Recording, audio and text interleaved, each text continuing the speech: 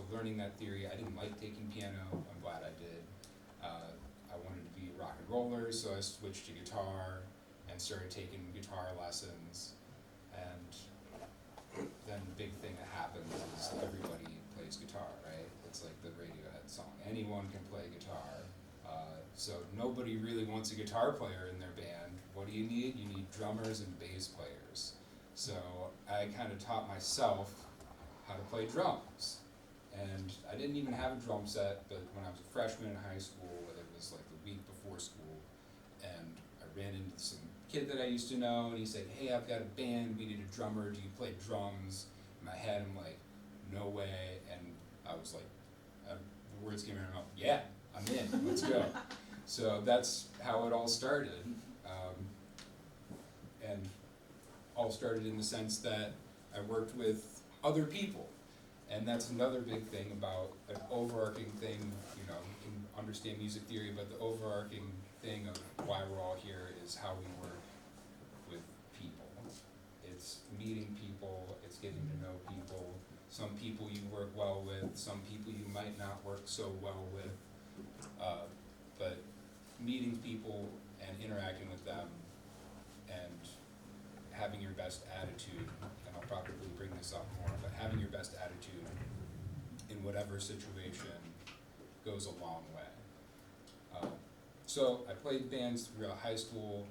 I love rock and roll. I grew up with a lot of 90s alternative. I was kind of the youngest on my side of the family, so I listened to a lot of Nirvana, Smashing Pumpkins, Weezer, but I also grew up with some classic stuff, the Beatles and some Stones and all that kind of stuff. And a lot of jazz, actually, which was interesting because, I don't know, it was just a good kind of mix of stuff. Classical, not so much, but I enjoy it. If it's good music, I like it. So, in high school, I was kind of just like a rock and roll rebel somewhat for a few years, and didn't want to, I didn't want to go to college. And I was convinced that it was not the right path for me. I got a scholarship to do something else, so I said, I'll take it and I'll just go and I'll figure it out. But I was never the greatest academic student. I felt like it wasn't really focusing on my passion, right? And it didn't work well for me for a couple of years. I went to 2 different universities in Ohio. I went to the University of Akron, and I went to Ohio University. And at the time when I went to the University of Akron, they didn't have, not even anything close to this, but they didn't even have an audio production program. I went there, I got a scholarship. It sounds silly, but I ran track and field, and I got kind of good at it. It's like I've got a running shirt on today, actually. But I wasn't really interested in that. I said, I'll just take the jump and I'll see what happens. I'm glad I did, but I'll never forget walking into that school and into the music department, into that program, and they had a room maybe a quarter the size of this, and in the back of the room, like buried behind everything, there was like an old mixing console and a gigantic ARP synthesizer that hadn't been used probably in 20 years. And that was it. There's and we've got a couple computers there that was it, you know. I graduated in 2006. And so the schools I wanted to go to, Ohio University or Indiana University, or schools down in Tennessee, it was a lot of money, and I didn't have the right grades, you know, I just didn't have that mindset. So I bumped around for a little while. I went to school at Akron, then I went to Ohio University. They had a great studio program there, and I tried as hard as I could to get into it, and I never made that cut. But I did make friends with a lot of the kids who were in the program. I still got into the studio, and at this stage, I was still kind of performing. I was more on the performance side, not really the technical side. But I was able to get into the studio a few times, and that was a very valuable experience for me, regardless of, you know, how I was approaching it. If it's really a passion, you know, you'll find a way, and it comes back to your interactions with people again. It says you can put yourself out there with a good attitude. People say, yeah, well, you know, actually, I need a bass player for this session in the studio next week. You think you can make it through? course, yeah, let's see what we can do. Big turn came when I decided to leave that program and move back to Akron, Ohio, where I'm from. And at that moment, I think it was about 2010, 2011, Cuyahoga Community College, which is Cleveland's like local community college, had just gotten a grant from the government, and they opened up a beautiful three main room recording facility just south of downtown Cleveland. And I signed up. I had a friend who went there, and he said, David, you've got to check it out. They've got this crazy big room, new SSL board, it's awesome. And I had never even heard of it, so I said, yeah, okay. So I went up, and I just walked in the door one day and didn't have a meeting set up, didn't know what I was gonna do. I just walked in the door, and out of the main studio, this guy walks out and he looks at me and he says, hey, are you here for the audition? I'm sitting alone in the hallway just waiting for somebody to walk by. And he walks out of the studio and says, are you here for the audition? I was like, yeah, I'm totally here for the audition. Like, it was the wildest thing. And so he says, okay, come on in. What do you want to play? And I'm like, I don't know, guitar? And it was bizarre. And so he brings me into Studio A, and he's like, here you go. And he like hands me a guitar, and he's like, play something. And he was kind of a big guy, looks like a little rock and roll. I'm like, okay. Like, I had no idea what was going on. And so I played a couple riffs, I played a little rock and roll pentatonic scale or something. And in the studio, I kind of see like papers flying, behind the glass, like papers flying. They're like, oh, I'm like, this is really weird. What's going on? And the guy walks out and he's like, yeah, so, do you know like a little bit of theory, Nashville numbers, 1, 4, 5, if I say that to you, does that make sense? I'm like, yeah, it makes sense. And he's like, all right, well, I'm gonna bring you to the office here and we're gonna sign you up. And I was like, okay, sounds good, yeah, I'm ready, let's get classes started. And it was just one of those eye-popping moments of, you hear stories of like just being there, like more than half of the work is just showing up. And it kind of worked out like that. I just kind of showed up, I didn't know what was gonna happen. But in a space like that, which this school reminds me of so much, where it's not a super strict thing where it's a state school and you got to do all these prerequisites, algebra and geometry and things where, I'll be honest, those were never my strong suits.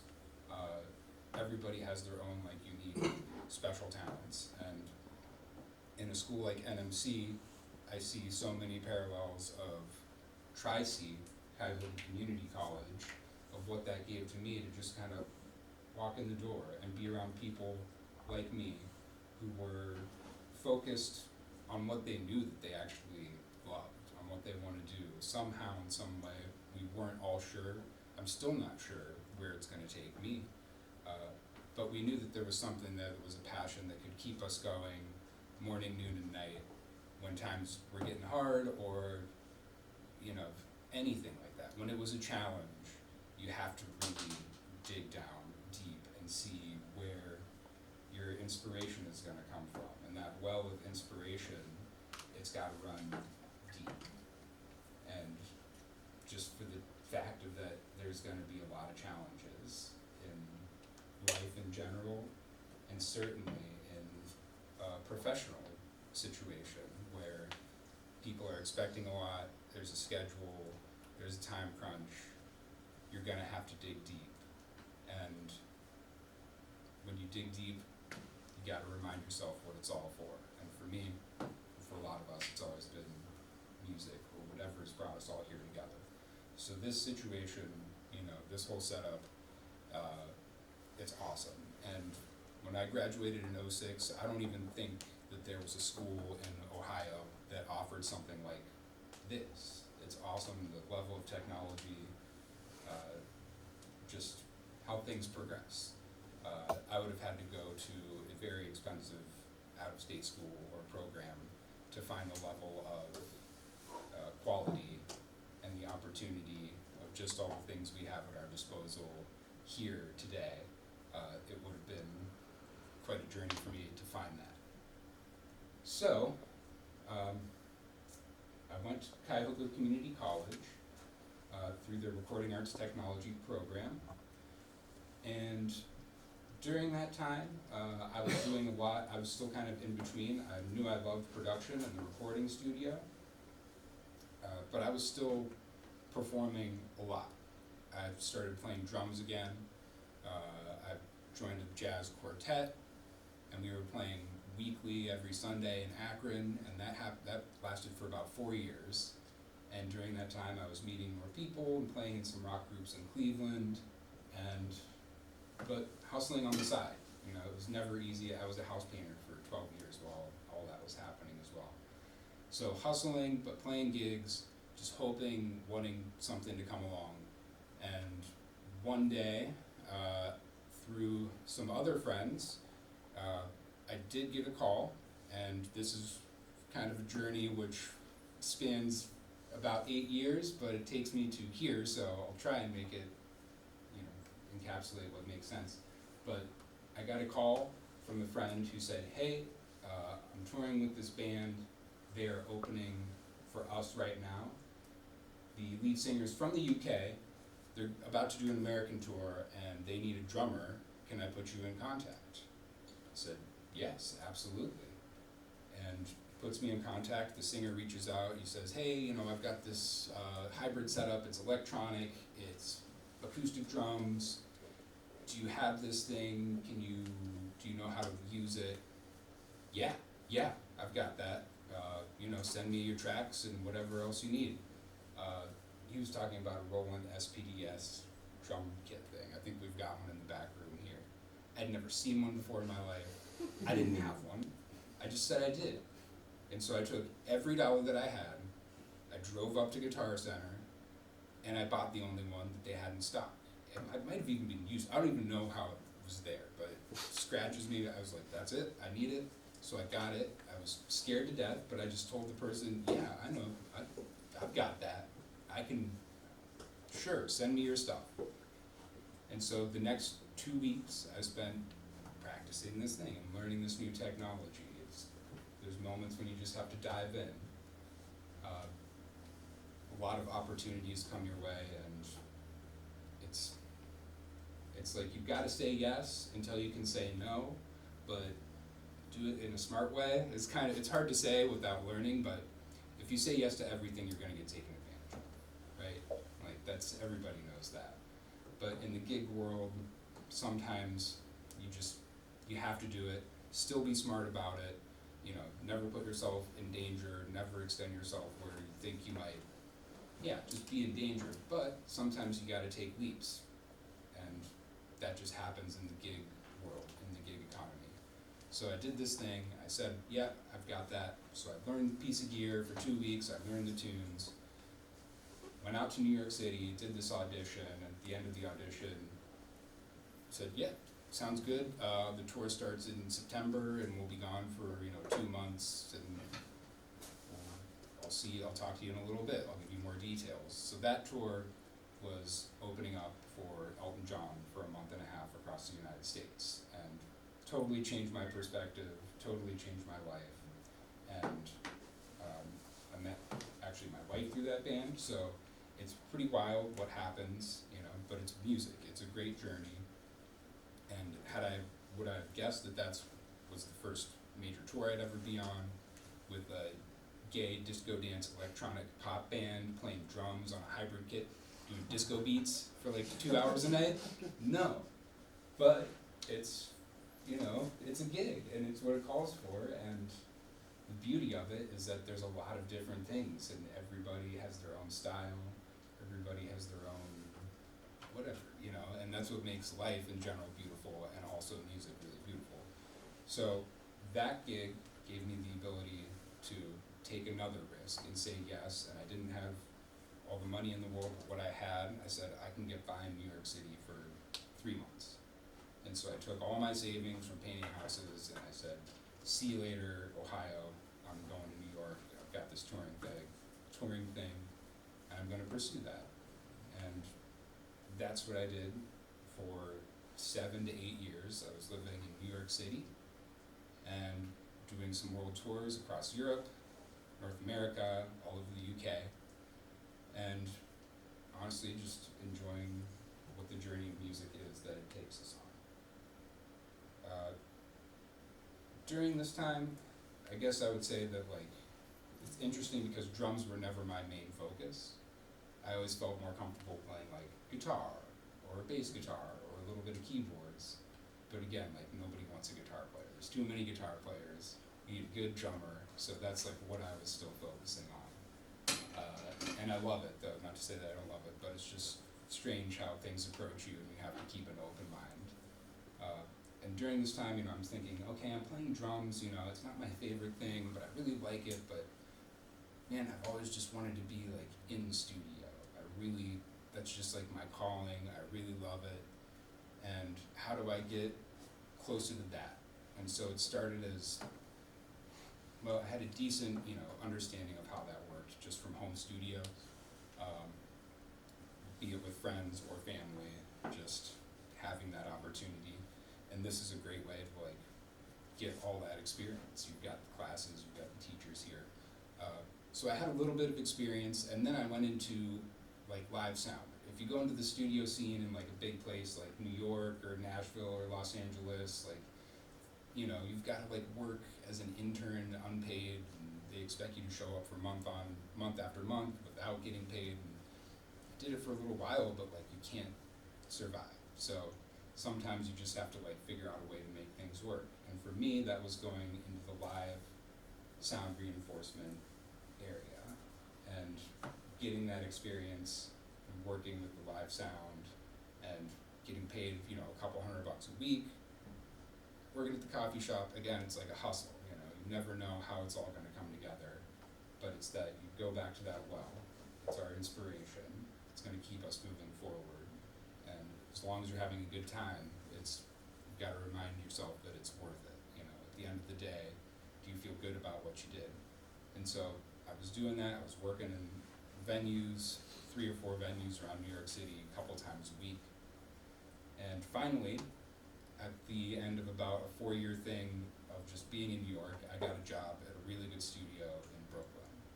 And I'd been in a few other studios and, had the thing where like, sorry, it's not gonna work out, or they don't call you back the next day.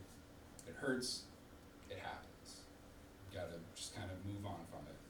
But I got an offer from a guy who owned a studio, great person, and I started working at the studio in Brooklyn. I worked there for 2 years, worked with all kinds of people, worked with a great head engineer there who taught me a lot of stuff. To this day, he's like he's like like a robot on Pro Tools. He's a beast. You've never seen anybody work Pro Tools like this person. But learned so much, and just, for 2 years, that was like my bread and butter. I'd be working in Brooklyn at the studio, working at the live venues at night, and playing some gigs in between with some rock and roll bands. It was great. I stopped touring at that time, which kind of worked out better for my schedule as well. And so now, I guess that takes us up to 2020, and we all know what happened in 2020. The world ended, and everything fell apart. And so, over the course of about 6 hours, in March of 2020, I lost every job, every gig. It was just gone. Everything just vanished. And so, wasn't sure, again, like, not sure what's gonna happen. That's, to be honest, again, the nature of this business is, it can be unpredictable. And lost that gig, and thinking, what are we gonna do? So, at least I'm thinking, what am I gonna do? So, I decided to take a break. My then girlfriend and now wife, we decided we were gonna move back to Ohio to hang out with some family for a little bit, lay low, see what happens. I'm sure many of you probably had a similar experience of like, things just stopped, or things shifted. What are we gonna do? We're gonna stay at home, we're gonna, all that stuff. During that time, in the summer of 2020, I was living at home. Again, it's like kind of funny, but probably 32 years old or something, living at home again. And this guy who I'd worked with before doing some shows, doing live sound for his shows. Comes through the area to play an outdoor concert, and I was in town. I knew some people in the band. They said, hey, do you want to work sound for us again for this show? It's an outdoor thing. I said, yeah, let's do it. And then at that time, my wife, who's in video, she said, well, maybe we can try and live stream it, because what was happening in 2020 again, live stream. Everybody wanted to live stream everything from their basement to biggest concerts, because everybody had to stay home. So we said, we're gonna live stream your concert outdoors, in the middle of this pavilion. We'll sell some tickets online, it'll be great. Little did we know, this outdoor pavilion didn't have internet. So what do we do? So we figure out this whole wireless hotspot thing, which is kind of legal but kind of not, and depending on how you set it up, it works right. It's legal. No, it's very legal. It just takes a little nerding out. Yeah, exactly. It's like you have to use code 56 or else it won't let you stream. Anyways, so we figured out this whole thing of how do we live stream wirelessly from essentially the middle of the field and make sure that it's a good connection, good uplink that works. And we finish sound check, and the artist comes over to our whole setup. We've got these video screens and monitors, again, all stuff that you're pretty used to, with your Blackmagic cameras and ATEM switchers and all these things that are around here and available, we were just getting to know. Again, it's like you've got all this great stuff here at your disposal, but we were just getting to know it. And he said, hey, I really like what you've got going on here. I want to live stream from my house. It's kind of rural. It's up in the woods in Michigan. Do you think you could come up and help me figure out my live stream setup? And I was floored immediately. And I was like, yeah, we gotta go up. We'll be up, we'll do this, we'll help you figure it out. My wife was like, are you sure this is the right thing to do? Are we gonna be okay? Is this guy, is he good for his word? And I was like, no, you don't understand. We've gotta go up and do this. It's all gonna be good. This artist ends up being who my current boss is today. His name is Bob James. He's a jazz pianist, composer, producer. He's from Marshall, Missouri, but he's lived up here in Michigan for about 40 years. And Bob says, come on out to the studio. We come on up, we get this whole live stream thing figured out, and he says, hey, that went really great, we all got along really well. Would you like to come back and kind of remodel my studio? Because it seems like what you're talking about. And I said, sure, let's come on up. We'll stay for a month or two, and then we'll, get paid for this remodeling job, and then we'll go home. It'll be great, Nothing else is going on. This is October 2021. We're in deep lockdown. So I'm thanking, the heavens above that we're working here with somebody who's a great artist. And so the remodel happens, and then after the end of that 2-month period, he says, we're really getting along very well. How would you feel working with me for a 6-month period? I'll hire you, as a full-time thing. You can manage the studio. You can look after this property that he's got, because he's about to do this big remodeling thing and all this other stuff that ends up happening. And I said, yeah, let's do it, please. And so that started my relationship with Bob, and that's where I'm working at today. What does that mean? It means that, I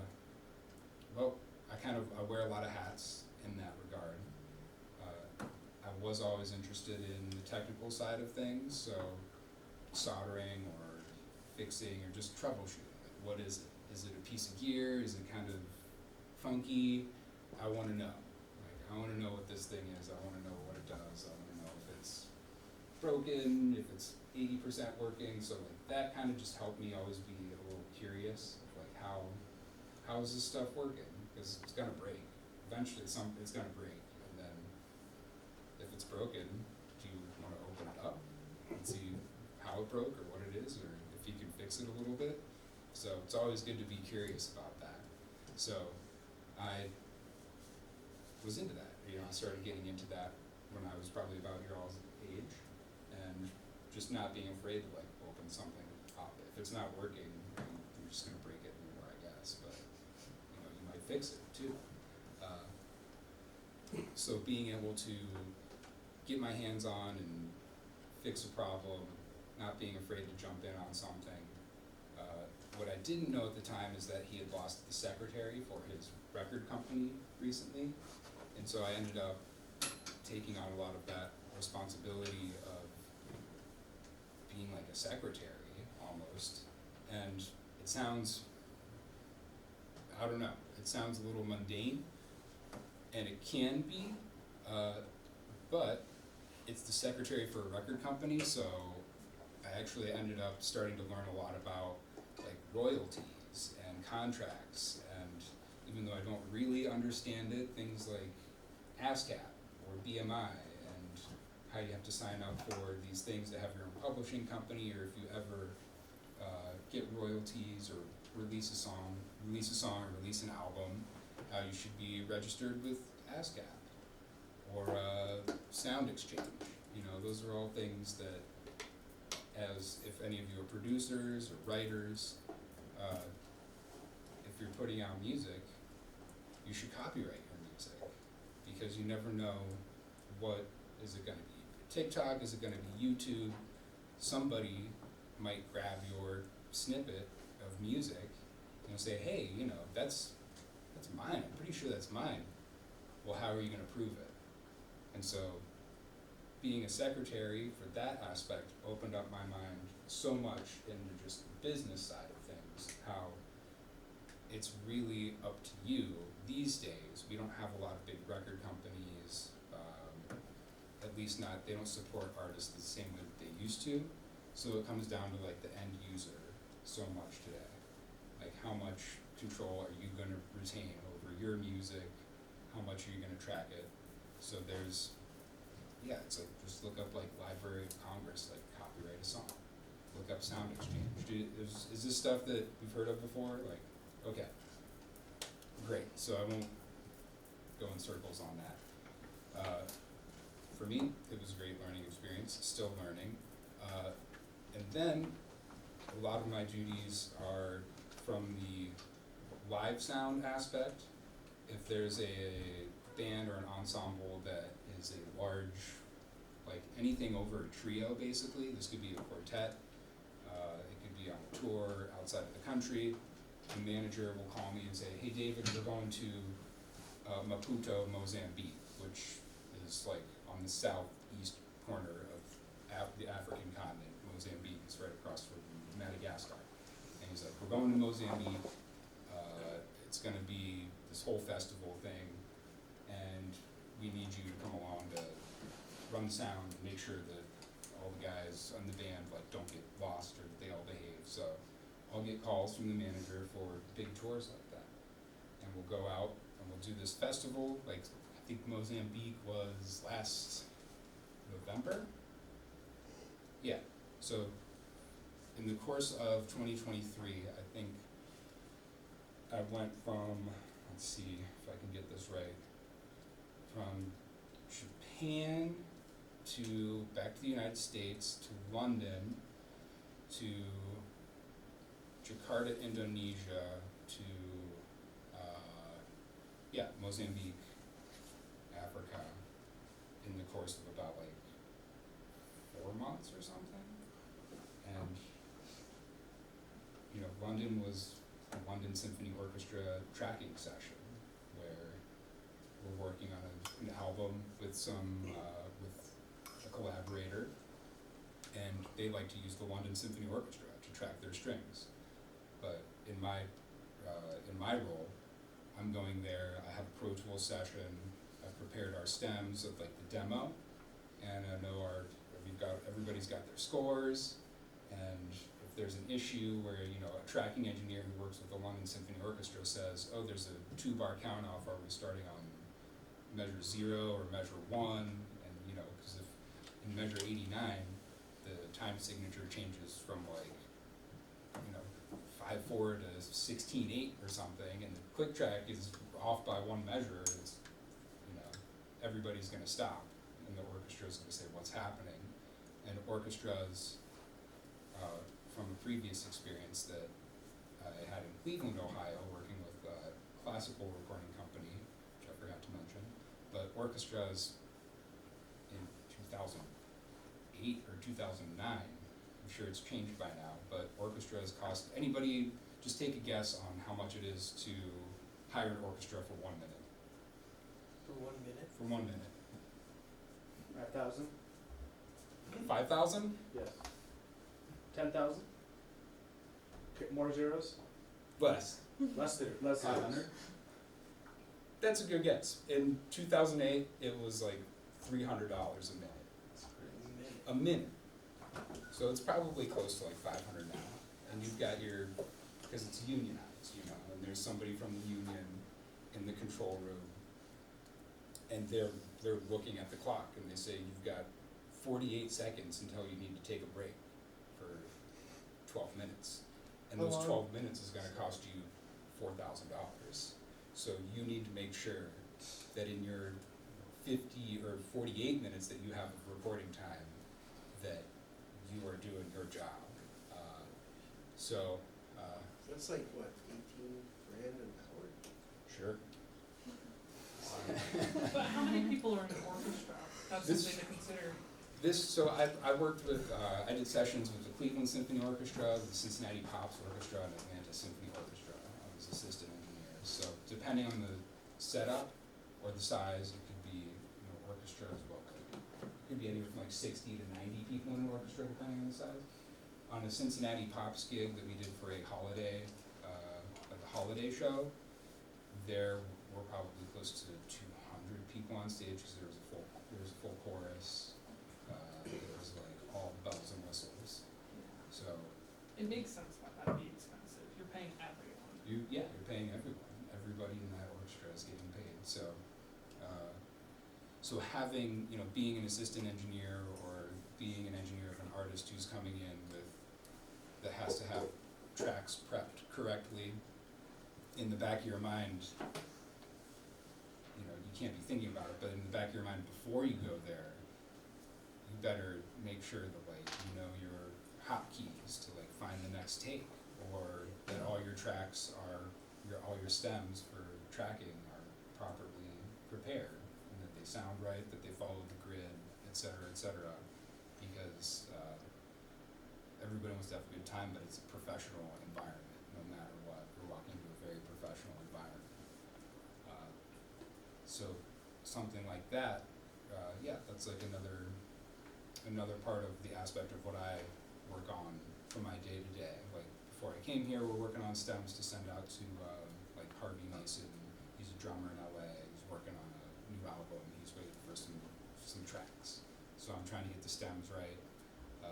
There was an issue with like the octave on a synthesizer. It's playing the bass in octave too well. Why is it doing that? So figured it out. All these funny things. So so there's like the live aspect of handling a jazz quartet or a group, and another big thing, I'll reiterate it, when you walk onto a stage and you're in Jakarta, Indonesia or something, and there's 40 musicians on stage, and there's 20 stage hands, and you don't know who anybody is. It doesn't matter what anybody looks like, it doesn't matter how they talk or what they're doing in that moment. You don't know where they came from, you don't know what their role is. They might be the most important person on stage or in the whole venue, and they're acting, their demeanor is like a modest mouse or something. I'll just put it like that, because they're also my favorite bands. But they're just like, they could just be like the most unassuming person ever, They might be really nice, they could have a bad attitude, you just don't know. So you're walking into a lot of different situations. It could be a big stage, it could be a small stage. You're interacting with people that you've never met before, and probably the most important thing that I've come to realize outside of the technical aspect you wanna know what you're doing, certainly, you wanna have some experience in be confident in what you do and when you make those decisions. You'll still make mistakes. But aside from all that and having that knowledge, it's the attitude, it's how you approach people. You never know who you're gonna run across, you never know what their story is. You don't know if they're having a good day or a bad day. All we know is that we're here for largely the same reason. We love music, there's something about it that inspires us, it's our passion. We're at a live show, we wanna have a good time. We want the audience to have a good time. We want them to feel, encapsulated and surrounded by their music, their experience, the lights, the sound. We want the musicians on stage. We want them to feel comfortable, or our artists, whoever they are. We want them to feel comfortable, like, hey, how's that monitor mix sound? Or do you mind if I move this microphone a little bit this way? I think it might be better. Is that either way? These are things that can help everybody feel more relaxed, feel more confident. If you look at the musicians on stage and it looks like they're having a good time, like, if they're smiling, if they're jamming, if they're just like doing their thing and it's sounding good and everybody feels comfortable, like, that's the sweet spot, like, it sounds good, it feels good, they're smiling, you're having fun. Like, what else is there, And then at the end of the day, get a little paycheck. So goes into, certainly it's all encompassing. Like, you wanna have your stuff together, but you might be able to break through somebody's, if they're having a bad day, or they're really stressed out, or there's traffic on the way to the gig, or your family, we don't know. But approaching them with like a smile and being professional and saying, hi, my name's David, or hi, I'm David. I'm gonna be teching today. I'm gonna be your monitors engineer. I'm gonna be out at front of the house. It's nice to meet you. How was your travel or something? Get in all right. Just something to kind of break the ice, put a smile on, let them know that you're there, what you do, and that they can count on you. That kind of attitude, it can be live, it can be in the studio. When I started working at the studio in Brooklyn, like, I wasn't in the control room, like, running the sessions. I was making coffee at first, you gotta do that stuff. It's okay. Say yes, know your limits, know if you're, getting taken advantage of, or what the balance is between what's this opportunity that I've got here in front of me. Am I in a $1 million studio? Okay, I'll make coffee for a couple weeks and smile so that they let me touch all the buttons, so that they know that I have got a good attitude or can trust me. That just goes so far. Because you can do like an awesome job. You can be the best engineer, you can be live sound, you can be in the studio. But if you're like a jerk, or like you've got a scowl, or you're like short with somebody, they're not gonna call you back. Like, they might, but like, what if somebody else who does like 90% is, technical and perfect, but they're just like a great person to be around? Probably in the back of whoever's head that is, like, you might have gotten that one thing wrong, like, I don't like the way the reverb sounds, but like, we can work on that. You know what we can't work on? Your bad attitude. Like, so, and it's okay, like, everybody's got bad days too. I've got them, but when you walk through the door, do your best to leave that behind and just be like, just be open and make people feel comfortable and confident in who you are, what you do, and why you're there. And they feel like you really care, because we should. That's why we're here. So, I guess in the, let's see, in the studio aspect, what can I talk about? Some of the great experiences in the past year since I've been working for Bob. We've gone from Sunset Sound in Los Angeles. So last year, Bob released 64th album or something. I don't know. My boss is 84 years old. He's a young guy at heart.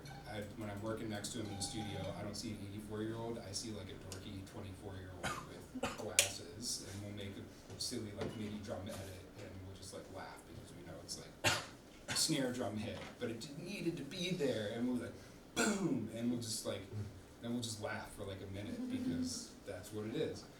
So we worked on his umpteenth album. We released it last year in 2023.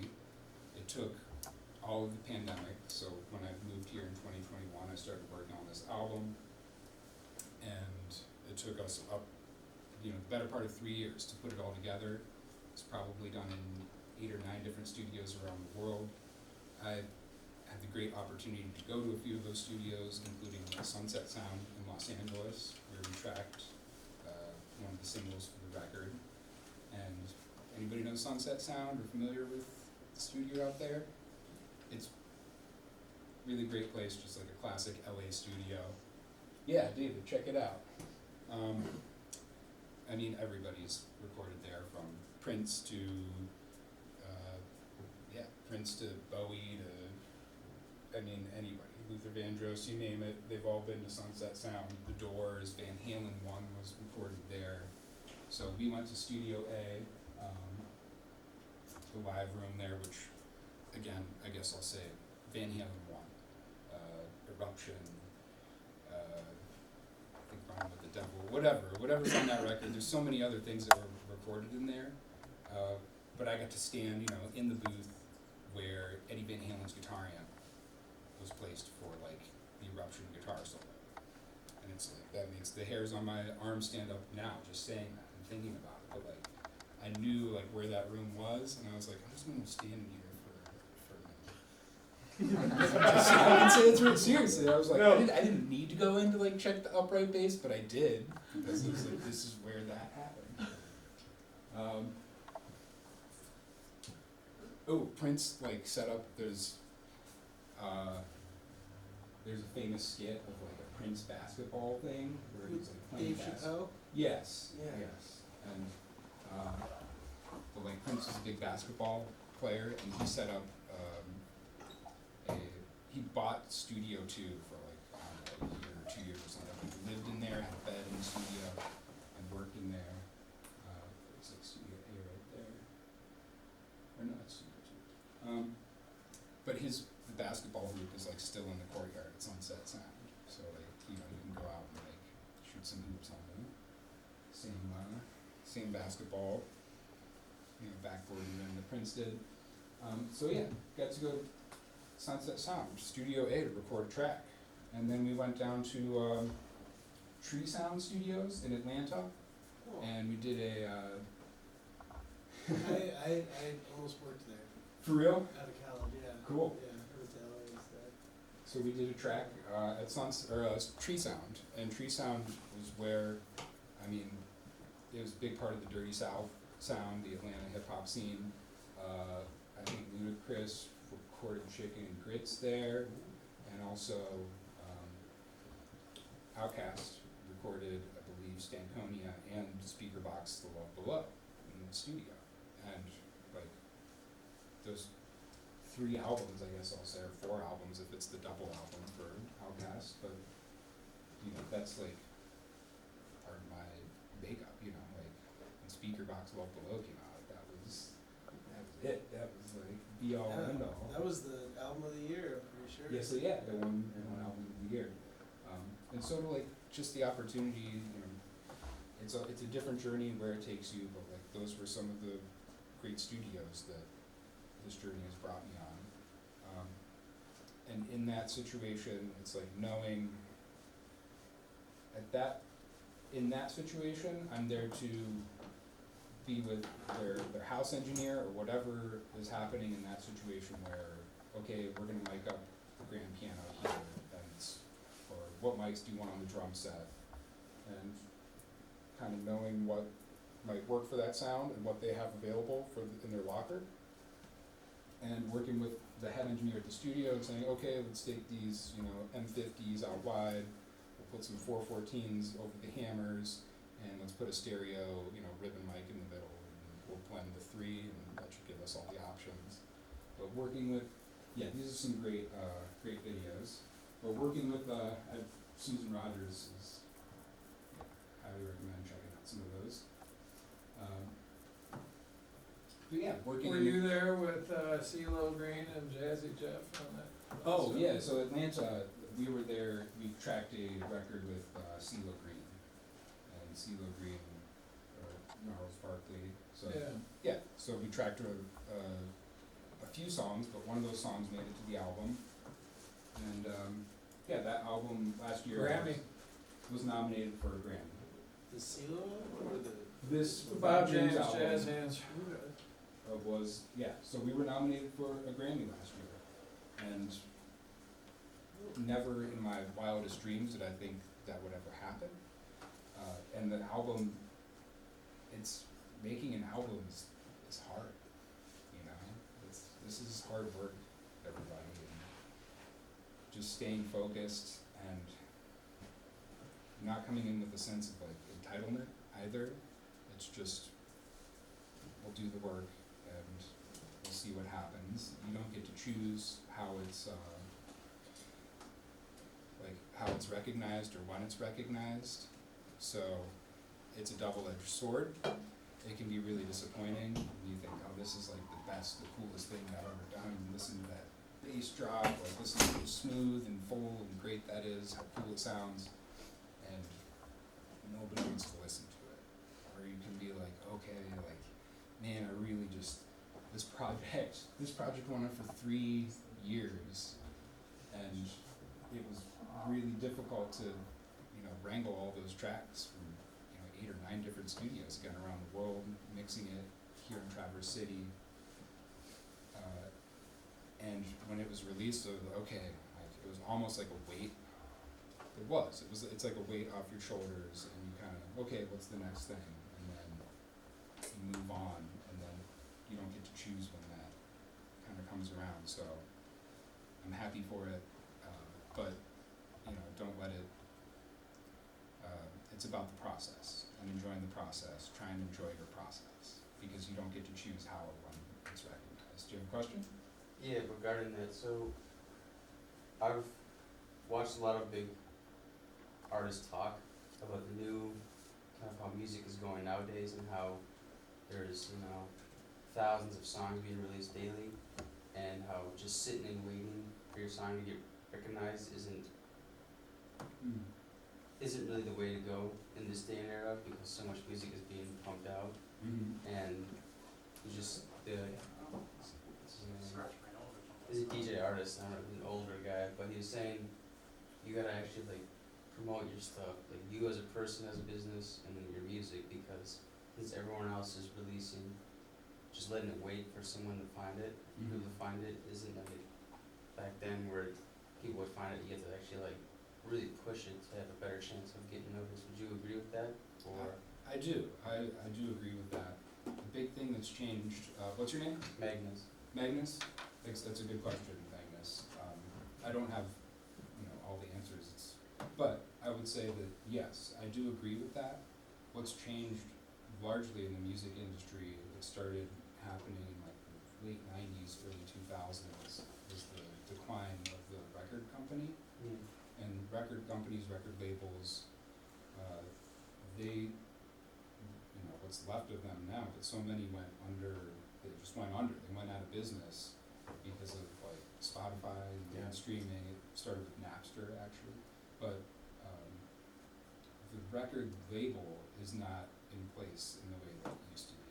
And the record label used to have, offices and just desks of people, and their whole thing was like you have an A&R person who would go out and they find artists and repertoire, and they'd say like, hey, there's this Magnus kid in Traverse City, and he's like making these really cool beats. If you give me $20,000, I'll give him an advance and we'll take a chance. We'll sign to a 1 album contract. Yeah. And they'd have their people in place and their departments in place to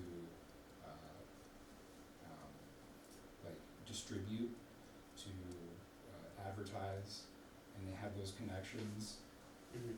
with the magazines or print or radio, that is not really a thing anymore, unless you're signing with Universal, Yeah. UMG or Sony or BMI.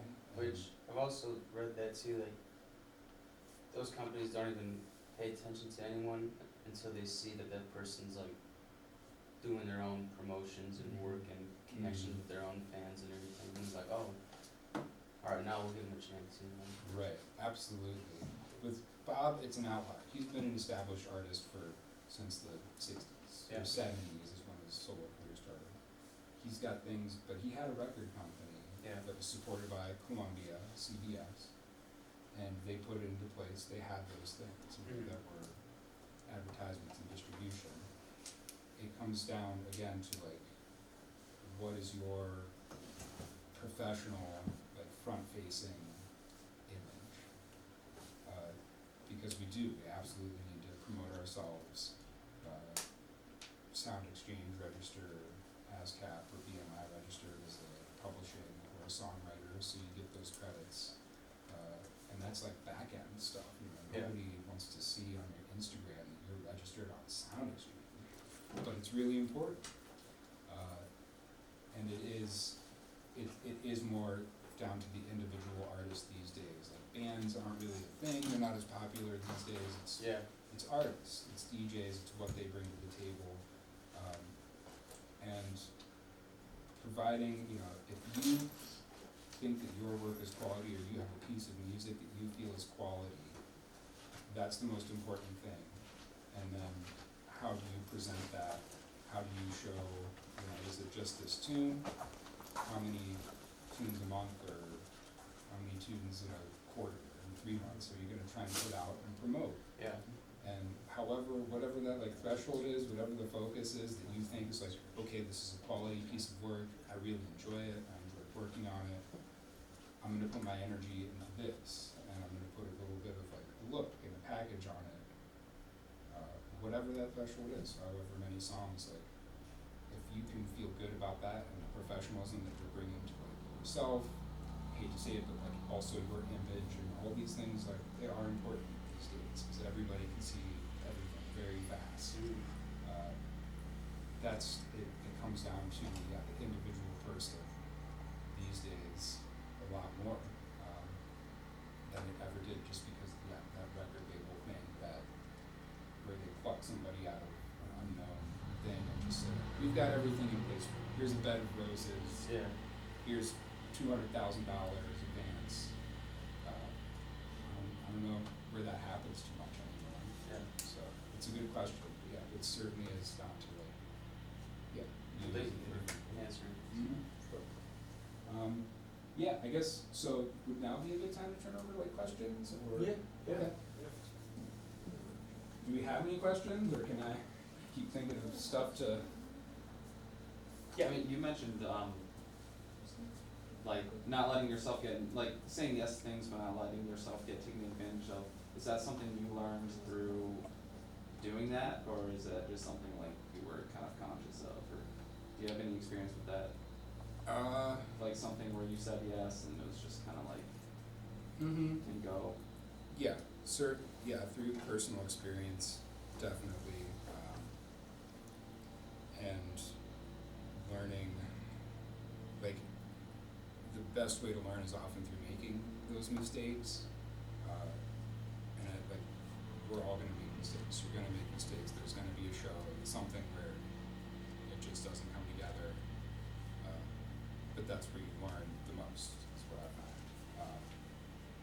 Being taken advantage of, again, it's a balance of, okay, is working, 10-hour shift at a live sound venue in Queens or Brooklyn for $100 a night.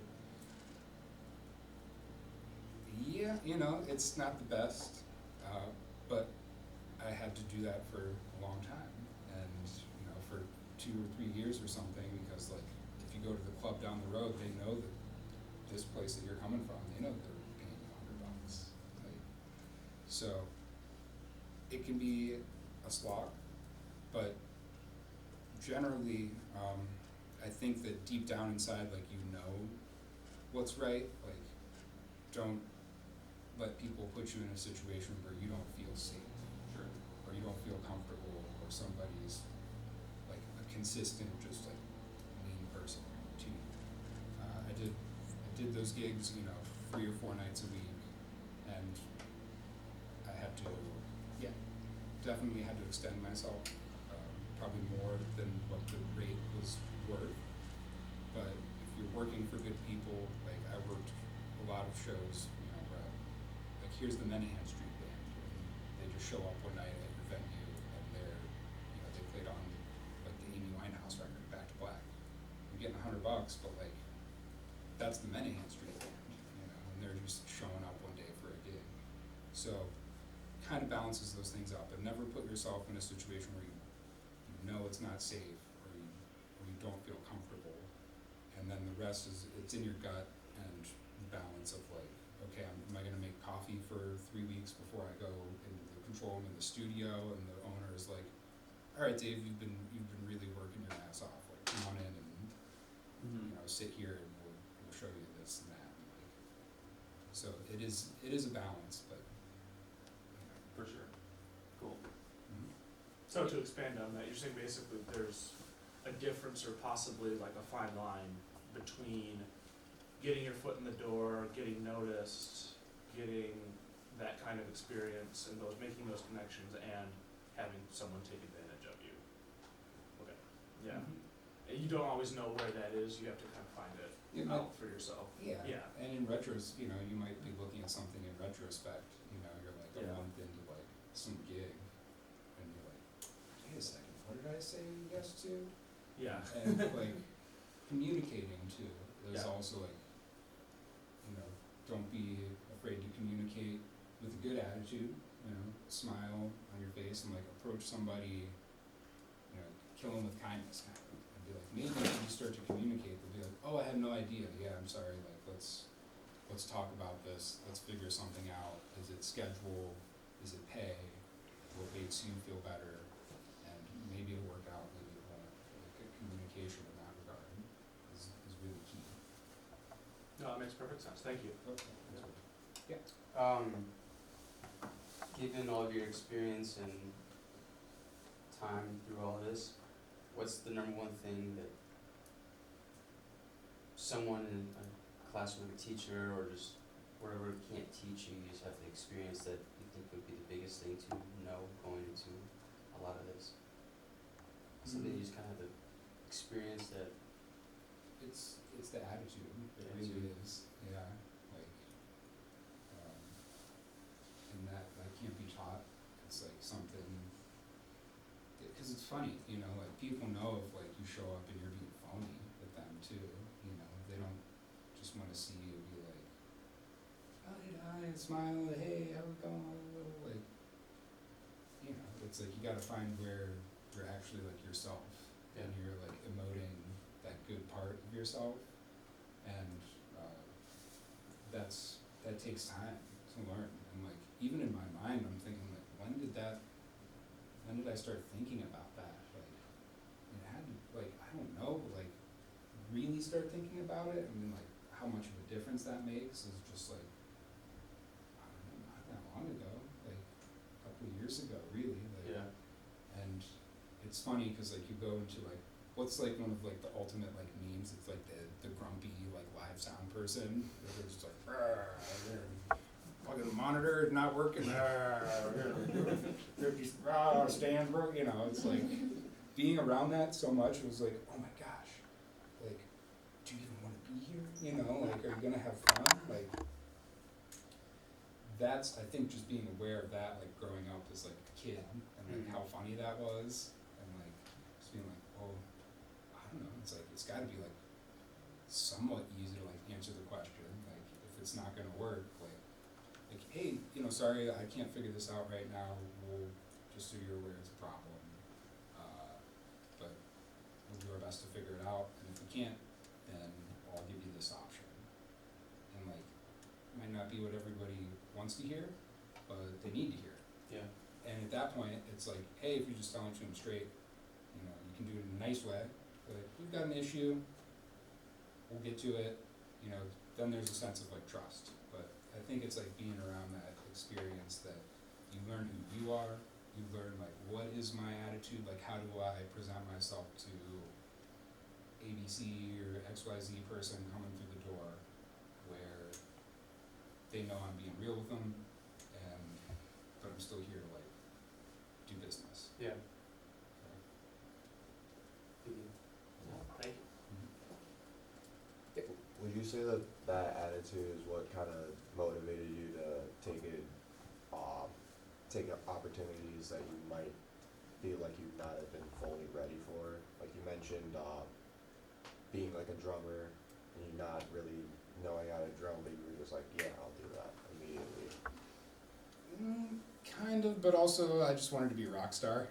Like sometimes it's just like about being like having fun and being cool and like doing that thing, you know, like, but yeah, maybe like remaining calm on the outside, on the inside you're like, I don't know how to like turn this thing on, but like don't, you know, you figure it out. Yeah, but that's balance, but yeah, the performance thing was more just like, oh, I can't wait to get out there and rock, you know, like, Right. but yeah, still, you know, the attitude is a part of it. How shocked were you when you found out you were gonna be touring with Elton John on the opening act? Yeah, pretty, yeah, just floored. Yeah, did Yeah. you meet him and talk to him at all? Yeah, That's Uh-huh. awesome. yeah, a couple times, super nice person, and another interesting thing, oh yeah, here we go. It's me on drums. This is Bright Light, Bright Light. So this is like the disco dance pop band that I played in for like 6 years.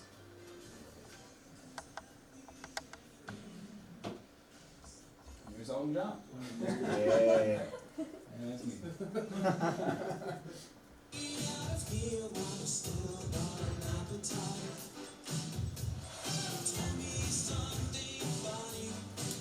this is like a hybrid drum setup with like electronics. Were you playing to a click track? Yeah, every song with this band is to a click track. Playing with Elton John? Yeah. Can I shake your hand?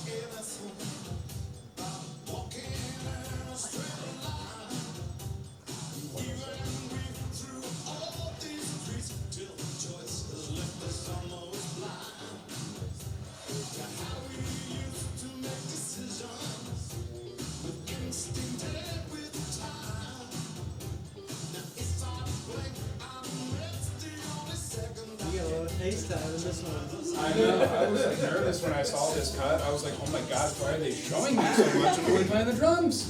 Like, show the singer, show anybody else. Don't show me. Way too much.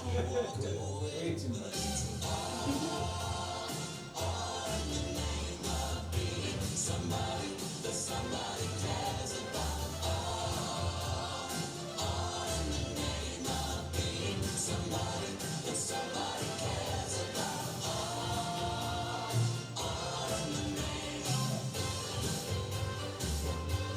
All right, so. Yeah, Yeah, so that's that's awesome. So like the guitar player in that band, for instance, Katie, she's played with like Slater Kinney for like many years. Slater Kinney is like Carrie Brownstone from like Portlandia. So like I don't know, it's just like music is like this really big cool journey. But Elton, really nice person. Like we played, I think it was Portland actually one night, or no, Denver. I don't know. It was someplace where like recreational weed was legal and everybody in the crowd was smoking weed. for the show. And then the next night, you know, Elton's like waiting side stage, and like before he goes on, you know, he'll come up to the side stage, and you know, he'll hear probably like the last 5 minutes of our show or something. So we're walking off stage, and he's like, "Hey, come, yeah, sounds great, guys, yeah. Wait, oh my gosh, like, could you believe last night I was up there on stage, and then, oh my god, I think I've got a contact high." It was so great. It was like, oh my gosh, Elton John just sitting was like high on stage last night from all the leads and it kind of tying into that, and then I'm not sure what our schedule is, but like going on the road with Elton and his crew was, you know, the first time I'd ever experienced something at that level. And this is like a good moment, because like I think I realized a big moment then was everybody on that crew was like the nicest person, and they were super professional, smiling, you know. Who are we? We're like a couple like 20-something-year-olds like opening for Elton John. Elton John doesn't need an opening band. He's like bringing us out there to like support something that he enjoys. And every person on his crew were like the nicest, most professional people, but like they're doing it at the highest level. It gets no higher than that. And that was like a moment that switched in me. It was like, okay, so like this is the top of the game. Absolute top of the game. And like everybody here is like so happy to be here, so professional, treating me with kindness, making sure that everything we need is like in place. And like, but also like, hey, if the stage manager says move the van, like move the van right now, like, cause you're in the way. And like you, like that kind of attitude was like, that was eye-opening. And it doesn't happen everywhere, you know, but like, when I saw that, I realized like, okay, there's a way to, that was like something to shoot for, you know. So that was a big part of like that whole experience, not just Elton, but everybody who was coming with this crew. With being kind and everything, like stage managers, is there a lot of it still being, you're not like in a happy mood, but you're not in a mad mood, you're just kind of in doing business kind of Yeah. strict, because Cherry Fest this year, me and River were helping with that, and Brett Michaels' group came in, and Brett Michaels, stage guy or whatever, kind of a dick. Like, he gave me some pointers here and there, you know, so I knew he was, you know, he didn't mean anything personally, it's just like, he was trying to get shit done, you know? I think we're But- both learning that like, when someone's like that, yeah, it's not always necessary, but you learn a lot from that. Yeah. Mm-hmm. But Yeah. very like, Like, this, Yeah. you You know? gotta have a it's like- certain amount of thick skin when Yeah. you're dealing with Yes, people like that. absolutely, It'll 100%. certainly like take your, make your heart beat fast for a moment. Yes. Well, you can't take it personally, you know? No, It's good absolutely not. Yeah. Yeah. They're just, like you said, they're just trying to get their job done And- before Yeah. Sometimes they will say something that sounds personal, and it's not. It's just Yeah. them being who. They're just How- that's stressing how and getting they stuff are. done. Yeah. Yeah. Totally. Yeah. And there's like, there's a zone, there's a flow state that starts to happen. Yes. And, like, Yeah. it's like you don't need to say anything, or, you know, and it's just like, there's You totally see a it, zone. heard. And Magnus wasn't there, but we had like another band at Charlotte, Gin Blossoms, and Mhm. we were told that they're gonna be super difficult to work with. They're gonna want all this stuff. That we had to Gin do this hell Blossoms? at Gin Blossoms. Yeah, and then they got there and they were super nice. They were awesome, and it was one of the best times ever. And so sometimes like your expectations are set up a certain way, and you get scared, and then We had the same Completely turns thing with around. our spring concert last year. We were told Lade's drummer was gonna come, you remember this? He was Yeah. gonna come in, he was gonna be kind of a diva and all this stuff. And he was great. Yeah. I mean, I feel like the students that were running sound and doing the sound check with him, like, learned more in that 15-minute span than they had at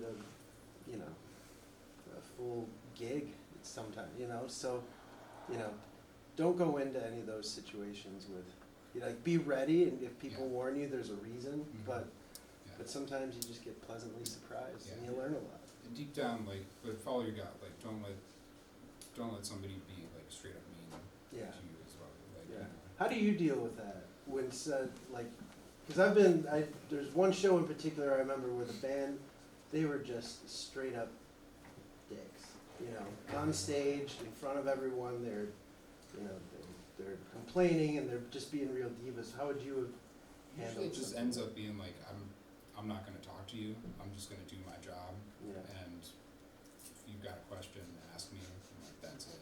okay, I'm yeah, not gonna just like keep your head smile, down, yeah, do the like, job. unless somebody's really like calling somebody names or something like that, like, Yeah, it's yeah, like, hey, you know, you don't have to do that right now, like, Yeah. we're here, we're trying to do our job.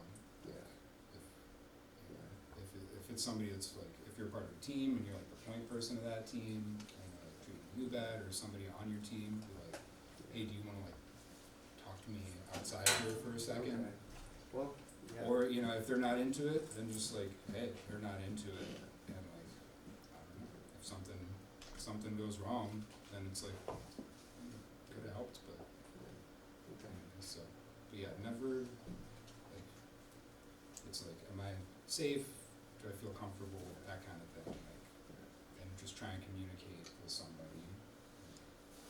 The reason I bring it up is because at that particular gig, it was students doing sound, and I was Mhm. kind of the supervisor, Mm-hmm.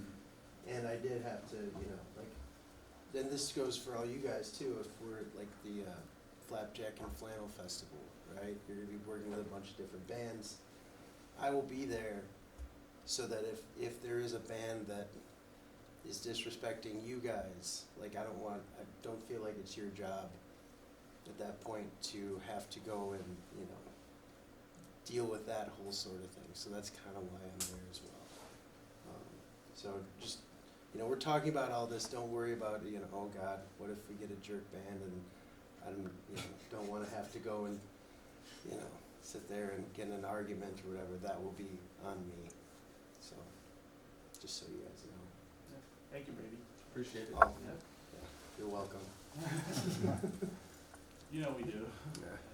Anything else? Did you ever hang out with Elton John?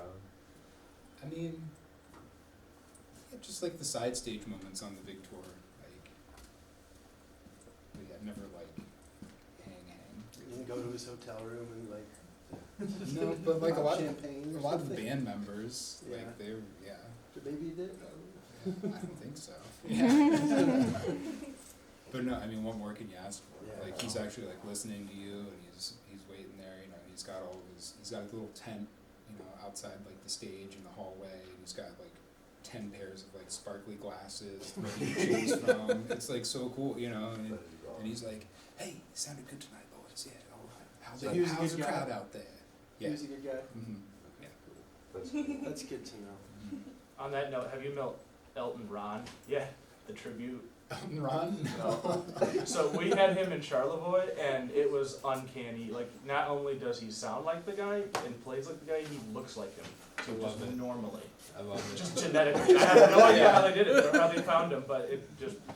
It's his brother. That was his calling in life. It came down Yeah, to him, Elton Ron. yeah. Elton Ron. Elton Ron. Yeah, yeah. It was so funny. It was amazing though.